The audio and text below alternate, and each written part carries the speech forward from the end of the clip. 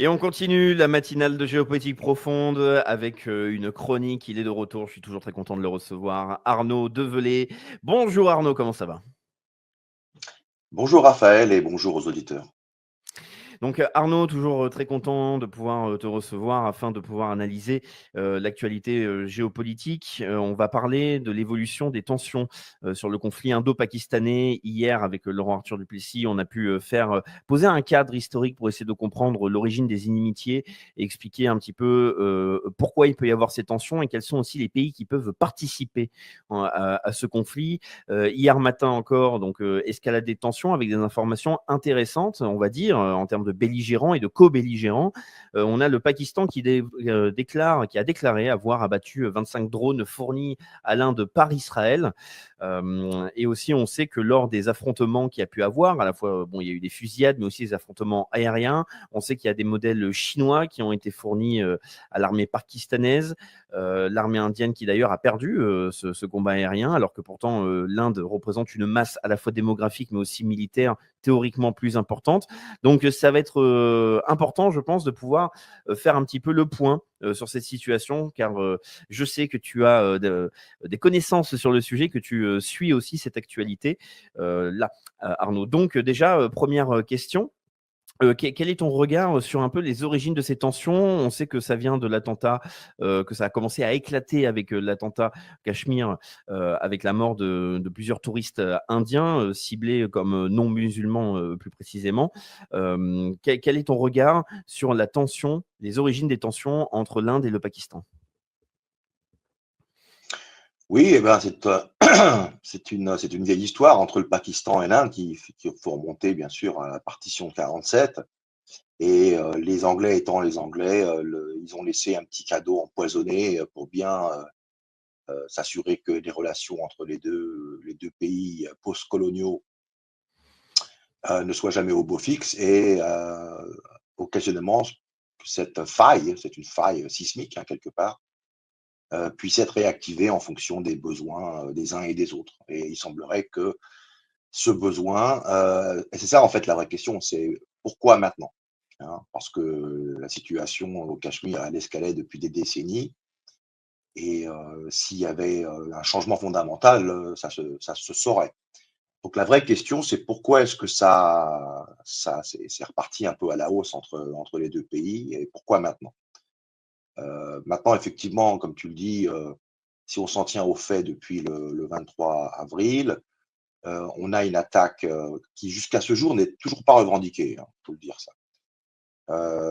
Donc, de touristes indiens dans une province que le Pakistan considère comme étant sienne, mais qui est sous contrôle administratif indien hindou, parce que ça a aussi une dimension religieuse, il faut bien le comprendre, surtout avec l'équipe aux affaires à Delhi, hein, qui est quand même qui a quand même élevé parce qu'on est passé un peu de la famille, la dynastie Nehru, Gandhi, hein, parti travailliste, quelque part assez modéré, à ce qu'on appelle c'est une expression qui s'appelle le Hindutva, qui est une forme de nationalisme hindou exacerbé, incarné par le BJP, donc le parti de Modi, hein, au pouvoir.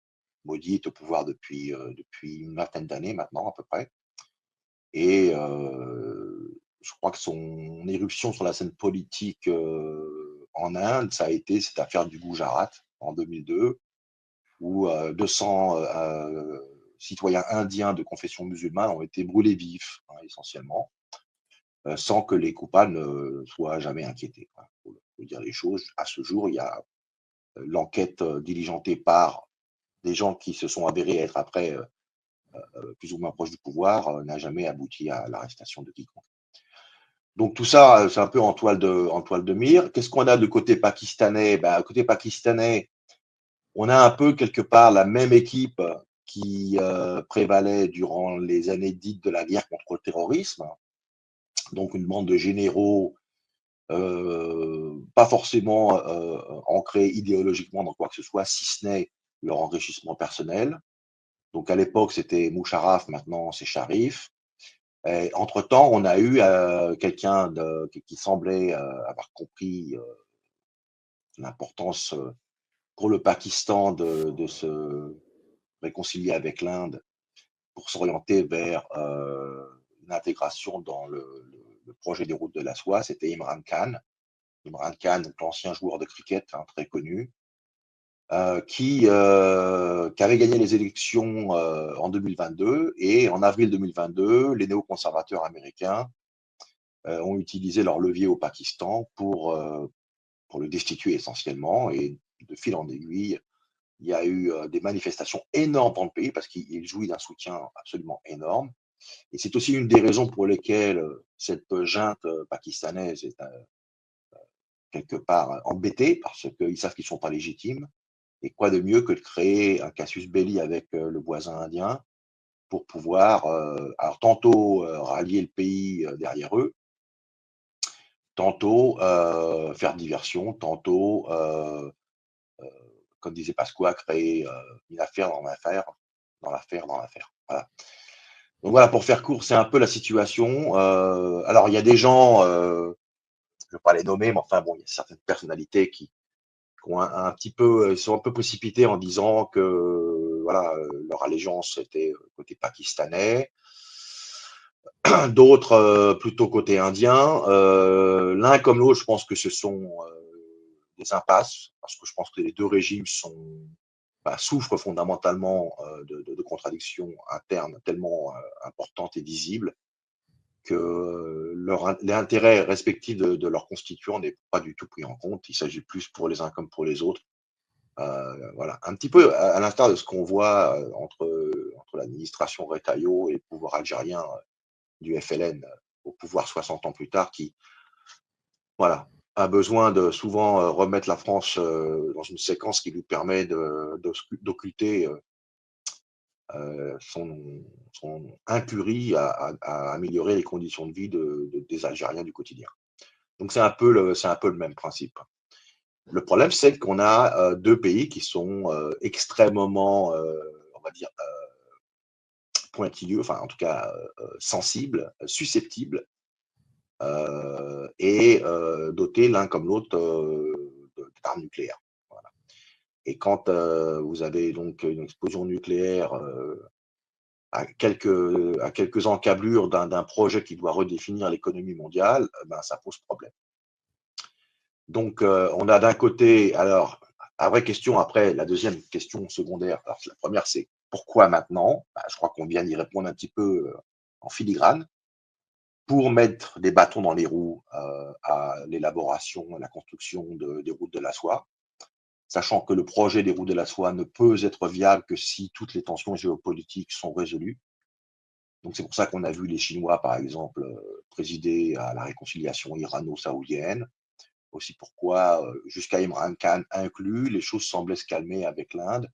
Et que l'Inde et la Chine faisant partie des BRICS, l'un comme l'autre n'avait aucun intérêt, bien sûr, si on regarde sur le long terme, à entretenir des vieilles querelles. Mais le Pakistan, même s'il souhaiterait joindre les BRICS, n'en fait pas partie. Son personnel politique, comme je le disais, c'est l'équipe, c'est un peu le descendant politique de l'équipe de Musharraf. En tout cas, c'est la même. Et donc, ça veut dire que partant de là, derrière les générales Al-Khazar, entre guillemets, pakistanais, on a surtout l'ISI, extrêmement puissant service de renseignement pakistanais. Et l'ISI sont responsables de toutes les attaques terroristes. Il y a beaucoup de groupes radicaux qui ont leurs quartiers généraux au Pakistan.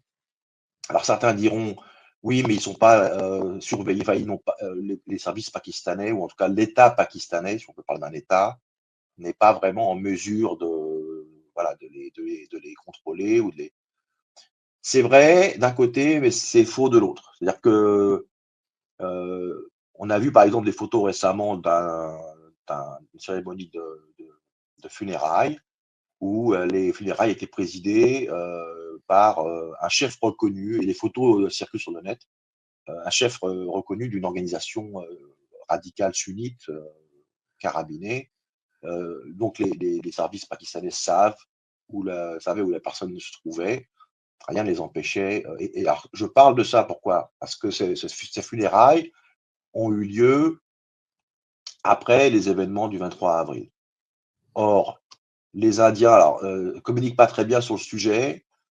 Il faut dire que les Pakistanais ont été assez malins par le biais de leur ministre de la Défense. Ils ont essayé d'inviter les Indiens à attendre qu'il y ait une enquête diligentée, mais apparemment les Indiens ont déjà sauté sur la conclusion que cette enquête n'aboutirait essentiellement à rien.